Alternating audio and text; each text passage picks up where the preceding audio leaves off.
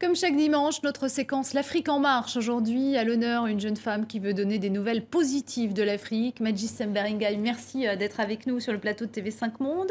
Merci de me recevoir. Living the African Dream, autrement dit vivre le rêve africain, c'est le nom de la plateforme sur Internet que vous avez lancée. L'objectif, c'est de faire connaître les réussites de l'Afrique. Absolument, c'était en fait de mettre en avant cette Afrique qui avance, qui innove, qui en dépit des difficultés finalement vit ses rêves. Et l'idée derrière ça, c'était de permettre à la jeunesse africaine de voir qu'on pouvait réussir en entreprenant et en restant sur le continent. Alors justement, vous, l'entrepreneuriat, vous êtes lancé dedans puisque votre emploi consiste à... Vous avez monté une société de conseil, vous n'avez que 29 ans. Pourquoi est-ce que vous avez choisi de lancer une entreprise plutôt que de vous dire je vais déjà me faire acquérir une expérience professionnelle puis ensuite je monterai ma propre société? Oui, alors effectivement, je pense que l'entrepreneuriat, c'est quelque chose qu'on a un peu dans le sang, c'est quelque chose qui est lié, qui n'est pas inné, hein, mais qui est lié un peu au caractère. Et je pense que, étant très indépendante de nature, très curieuse, etc., j'ai en fait décidé, plutôt que certains, de me lancer dans l'entrepreneuriat. Alors parmi les entreprises, parmi vos clients, beaucoup d'Américains, peu de Français. Pourquoi? Parce que les entreprises françaises, elles connaissent bien le continent ou elles s'y intéressent pas trop? Alors si, elles s'y intéressent, mais d'ailleurs, toutes les entreprises mondiales s'intéressent au continent parce qu'on dit de l'Afrique que c'est le futur relais de croissance. Mais par rapport à mon cas, à moi, je pense que c'est plus lié à mon profil parce que les entreprises américaines font davantage confiance à une jeune femme qui sort un peu du précaré comparé aux entreprises françaises qui sont peut-être un peu plus conventionnelles dans leur choix voilà, de prestataires et de collaborateurs. Si vous n'aviez qu'un seul conseil à donner à quelqu'un qui voudrait entreprendre en Afrique, ce serait lequel? Un seul conseil, persévérer. Parce qu'en Afrique, entreprendre, c'est compliqué. Et je pense que la persévérance, c'est la qualité première.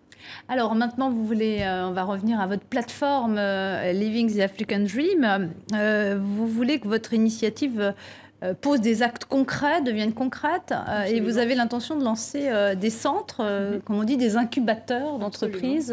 Il y a un projet notamment au Mali? Alors, il y a un projet au Mali, mais cette année, on se déploie essentiellement au Tchad. D'ailleurs, les images qu'on voit, ce sont les images en fait, d'une société tchadienne créée par de jeunes entrepreneurs tchadiens que j'accompagne et qui est spécialisée dans les forages d'eau.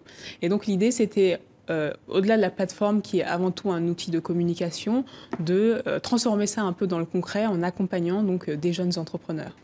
Alors, vous avez aussi décidé de former des jeunes mères célibataires au Tchad à la couture afin qu'elles deviennent indépendantes. Le Tchad, c'est le pays où vous êtes né, où vous avez grandi. La formation des femmes, des jeunes femmes, c'est aussi un enjeu pour la croissance en Afrique. Complètement, mais tout le monde s'accorde à dire que la femme africaine, la place de la femme africaine joue un rôle véritable dans le développement du continent.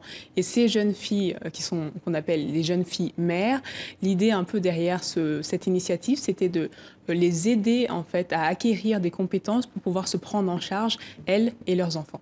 La formation, est-ce qu'au fond, c'est pas l'un des talons d'Achille, on va dire, l'un des points faibles finalement, qui va peut-être freiner d'ailleurs la croissance africaine? Complètement. C'est-à-dire qu'en Afrique, quand on développe un projet, l'une des principales problématiques, c'est les ressources humaines et la formation des ressources humaines notamment. Donc c'est pour ça qu'il était important pour moi de mettre en place des initiatives qui étaient très liées à la formation et également à l'accompagnement et à la structuration en fait, professionnelle de la jeunesse africaine. Madjissem Beringaï, merci d'être venu nous parler donc de votre initiative Living the African Dream sur le plateau de TV5 Monde. Merci à vous.